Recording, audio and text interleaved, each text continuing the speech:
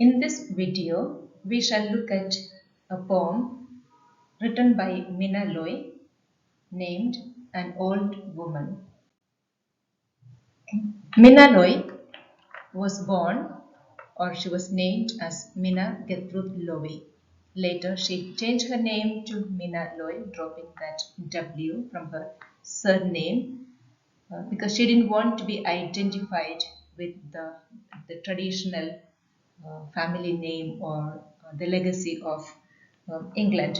So she was born in 1882 on 27th December and she passed away on 25th September 1966.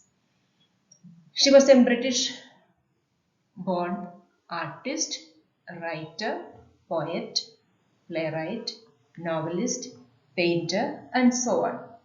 Okay, she was a modernist poet whose feminist work portrayed unflinchingly the intimate aspects of female sexuality and emotional life, which was quite uh, new or even unthinkable in those days when she wrote about these aspects.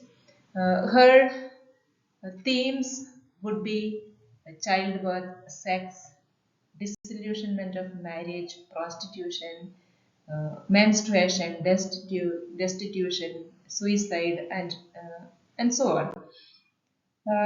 Her late modernist poetics shifts from the specificity of the female body to the vulnerability of bodies at war, uh, the wounded bodies, destitute bodies, aging bodies, or the vulnerability of pain that the body experiences.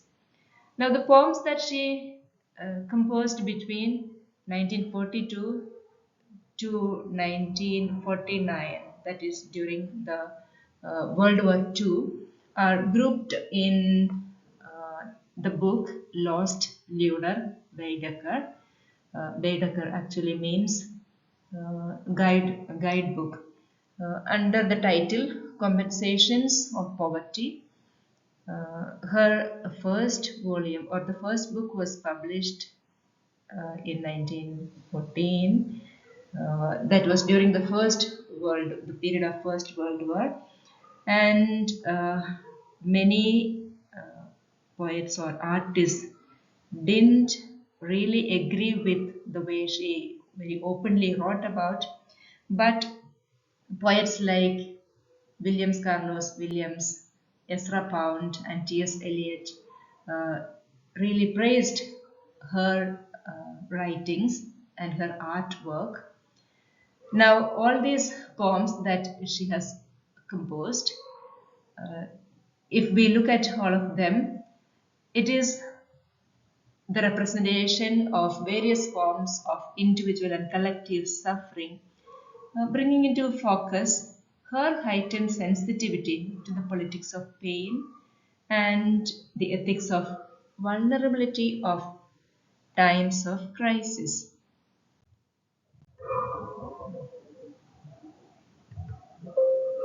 Now, this poem, you can see this is, I have taken this from the Yale University website. This is the first stage of her composition. Actually, this is the first edition, or she actually revised it later, An Aged Woman. That's the title of the revised version. And this is the first draft or the first version of the poem that she composed. You can see the way she has made corrections or the way she composed it. Now let's.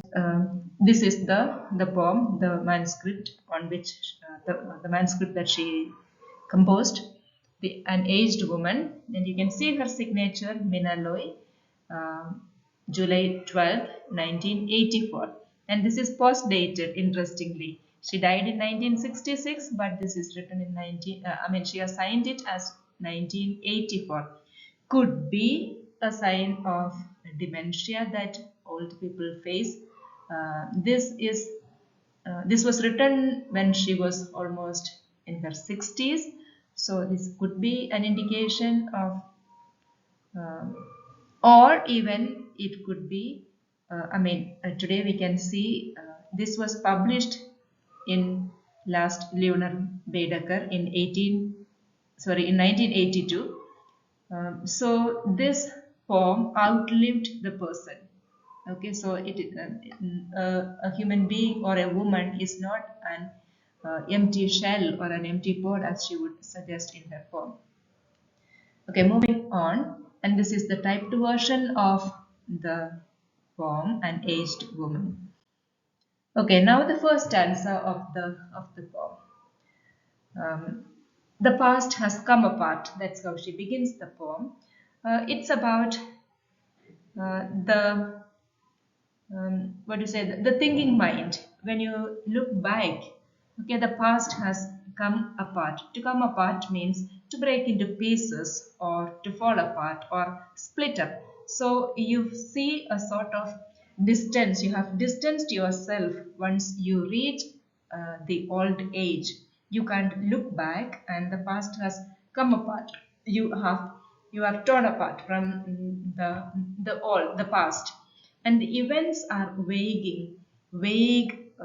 She is using it as progressive tense, okay, a continuous tense, a gradual process. Events are vague. You have no clear vision of the past. When you are looking back, you don't find the events very clearly. Its memory is fading, okay, dementia is setting in, and that's what the old age, one of the problems that we face in old age, that lack of coordination or kind of disintegration that we experience.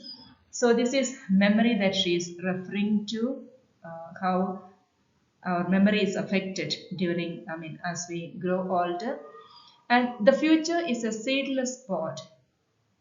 Thinking of future, okay, the past is already, you have come apart from the past, and thinking of the future, uh, it is a seedless pod. You can see the picture here.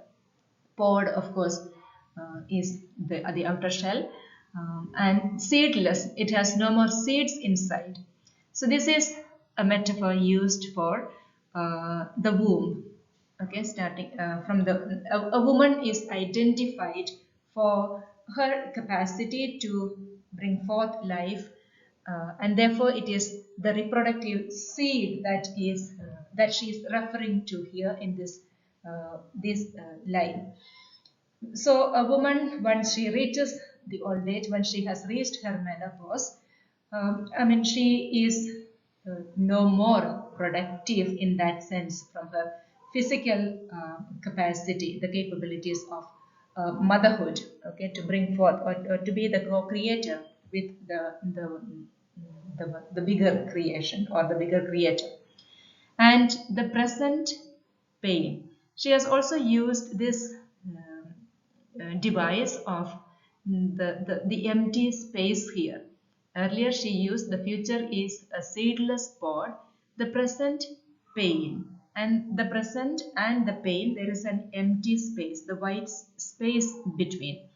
Okay, the future, while you can feel the void, the emptiness in the future, the present also is something that is loose, something disconnected.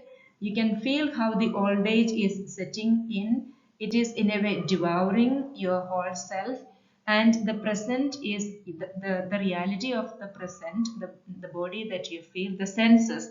Only in the with the senses you can feel it. The pain becomes a reality just because you can feel it. Okay, it's through the senses, or even at the psychological realm, the coordination that you feel, that you can feel the pain. If there is no coordination, just like for example the mad people, okay, they don't feel the pain sometimes, or someone who is affected by leprosy doesn't feel the pain. Okay, so here you need, the body needs to have the sort of coordination wherein your nervous system reaches the impulses to the brain, and then the body responds. Okay, there are reflections to the messages sent by through the to the nervous system. And here she is using this space in the present. I mean, in her manuscript itself, you can see that the space how she has used the present pain, and then it ends with a period there, a full stop there. The present, it's a pain. So the first stanza is about the past has come apart. I mean, you are distanced, already distanced from the past.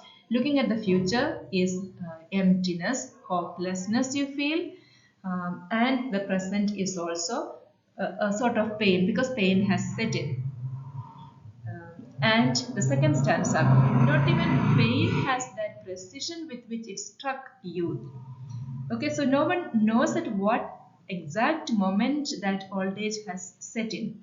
Gradually, I mean, once you reach your 30s, or I mean, you are slowly, the growth at the physical growth comes to a sort of decline, and slowly, gradually, you become old.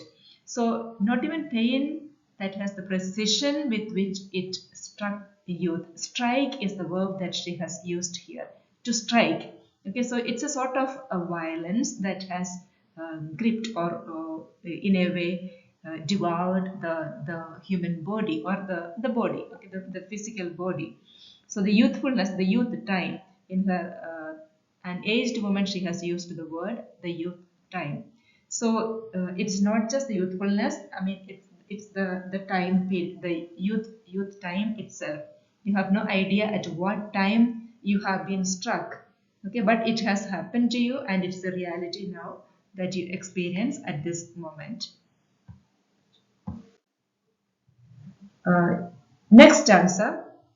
Years like moths erode internal organs, hanging or falling in a spoiled closet. In an aged woman, in the second version of her poem, she has written it as like more like moths erode internal organs.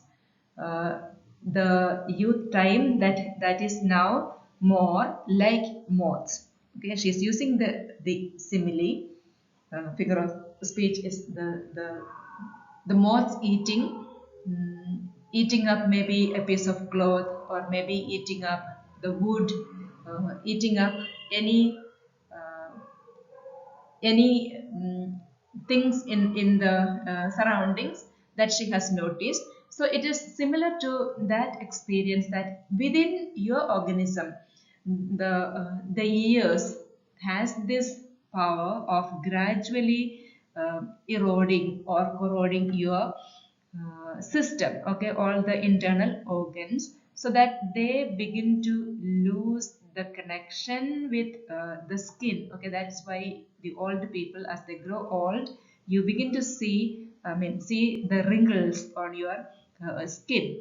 Okay, as you grow older and older, you will find the organs, the external organs become saggy, the face, or the skin on the face, on the neck, etc. You can see hanging, and therefore it is only just like a piece of cloth that has become gone, that is very torn, or it doesn't hold anymore. Okay, the warp and the weft, it doesn't hold tightly, so it becomes loose. The elasticity becomes, I mean, it loses its, that the tautness is no more there. So it becomes a kind of loose, and that's the experience that the internal organs you feel. So the imagery that she uses here is of a spoiled closet.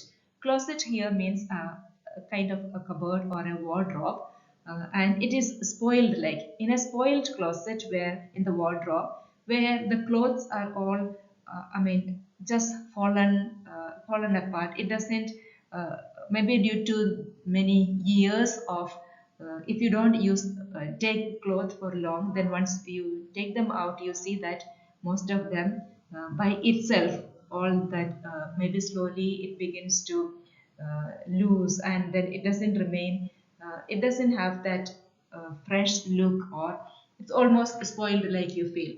And that's the same experience that one feels once you become old. You begin to feel the pain, you begin to feel that vulnerable nature of old age. And like the moth eroding or eating up the anything around. And the next stanza, does your mirror bedevil you, or the impossible possible to senility? Actually, she has corrected, revised this portion in the second poem that she wrote in Aged Woman. I'm going to read from the Aged Woman. Does your mirror bedevil you, or the impossible possible to senility, enabling the erstwhile agile narrow silhouette of self to hold in huge reserve this excessive incognito of a bulbous stranger, only to be exorcised by death? And that's only one stanza in the revised version, and that stanza itself is like the bulging, okay, the figure you can feel, the structure that she uses. So let's look at this. Does your mirror bedevil you? To bedevil means to inflict or to torment. So does your mirror, it has to be your mirror. In many of the printed versions, does you mirror is what is found. I didn't correct that, but in the manuscript she has written does your mirror. So does your mirror bedevil you? Do you feel tormented by the image that you see right in front of you reflected in the mirror? So, is it quite frightening to see yourself that you are no more that youth, that charming figure that you adored standing in front of the mirror? Now you see all this face hanging, all the skin torn apart, okay, all the color, the disfigured color, all that you notice in your mirror. Does that really torment you? Are you bedeviled by the figure that you see in the mirror? Or is the impossible possible to senility, enabling the former agile narrow silhouette of self to hold? Okay. Or is the impossibility of accepting this mirror, or the uh, impossibility of uh, the end of one's life? Okay, it has to happen. It has to happen. No one can stay here. We have not come here to stay forever. We are not permanent citizens here. We have to leave the world, our existence. We have to leave our body and leave, okay, and go. Okay, so is the impossible possible to senility? Because senility means old age. So is it possible uh, to accept, due to your old age, due to the weakness that you feel, due to the deterioration that you feel, that enables you to to hold. Let me go to the next part. Uh, the erstwhile, the former, agile and slim self. The slim self, okay, the hourglass structure that you really nourished or you were really proud of, that narrow silhouette, okay, that figure that you could see earlier, now it has come to contain this huge incognito, this bulbous stranger. Okay, so is that possible now? The former self that you were so proud of, so now it has come uh, to accept that where in this form how I am I containing that this huge strange form. Incognito means the false identity or the disguised form that you see. Where on earth am I holding this huge figure that I see in front of the mirror, this different identity that I see of me in front of the mirror? To accept it, to hold in huge reserve this excessive incognito, this huge bulbous stranger, this bulky figure that I see in the mirror. Uh, does it bedevil me? Does it torment me? Or does the senility itself, the old age itself, the weakness itself allow me to contain or to hold within this figure, this the stranger that I see, to be to accept that it can be only exorcised by death. To exorcise means to drive away by death. only by death. To accept that now I have no more escape. Okay, I have no more relief from this huge body that I see. I have no control because I have already crossed menopause. I have already I mean, I don't have the hormones in my body to control my the cycles of my body, the shape that I used to have, that I used to maintain so charmingly, so taking well. Now taking care so well, but now I have no control over. It is beyond my control. So it is the life cycle that I am part of. I need to accept that, and then that only by the end of my life, only by death, that I will be able to overcome this form. I mean, there is no escape. That's the meaning. Therefore, by in the old age, and the old age helps me accept my reality. Okay, and the last stanza, dilation has entirely dominated your long reality. It actually devours your entire reality. Dilation means expansion. So, in connection, in continuation with the previous stanza, where she was looking at this excessive incognito of a bulbous stranger. The excessive bulbous, okay, that bulky stranger, etc. So now she says dilation, expansion. You have no idea, you are putting on weight. You have seen old people unable to walk, unable to carry themselves. After kind of 40s, you begin to gain weight. You don't know why you are putting on weight. Your body shape changes, the structure of your body changes. Okay, your bones become weak. Once you reach menopause, your bones become weak, but you gain a lot of flesh. All that happens, and it is dilation. It has entirely dominated. The only thing is the dilation. Your beautiful body shape, the hourglass structure has uh, changed. Okay, it doesn't look that as beautiful as you used to feel beautiful. You are now old. Okay, so dilation has entirely dominated. In an aged woman, she uses dilation has entirely eliminated your long reality. The cause of your death could be this sort of dilation. Your long reality, she uses the word long. Long here means youthfulness is something that you enjoyed. Long means because of the aches, the ailments, the weakness, the tiredness that you feel, it becomes like the days are too long for you. You cannot reach where your mind wants to reach, your body doesn't reach you, and therefore it becomes a long reality for you. And this is how, yeah, so that's the end of the stanza. I mean, the poem, An Old Woman. The title is An Old Woman. So it could be anyone. Okay, it's the reality for anyone and everyone, every woman who goes through, I mean, every woman who lives. So it's the reality of aging.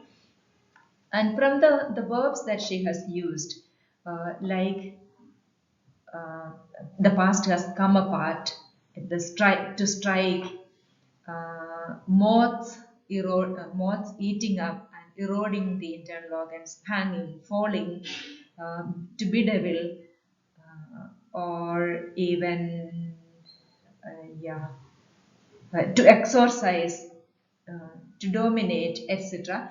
All these are a sort of the words that gives you an impression of negativity, of negating your, I mean, a growing old. Okay, but to me, I would say, or not like uh, to go I mean, do not go gently into that good night sleep, or it's not that way, but to age gracefully.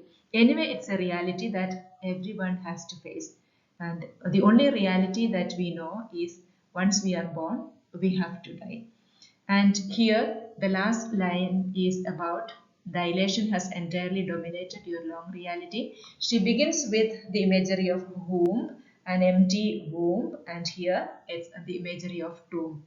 So once you reach menopause, it's a travel to, I mean, the journey is more sure that you are reaching your toe. So the first stanza reminds you of the womb, and the last stanza is about the toe. And this is all about Mina Loy's an old woman. But I would say it's a process that all of us has to admit.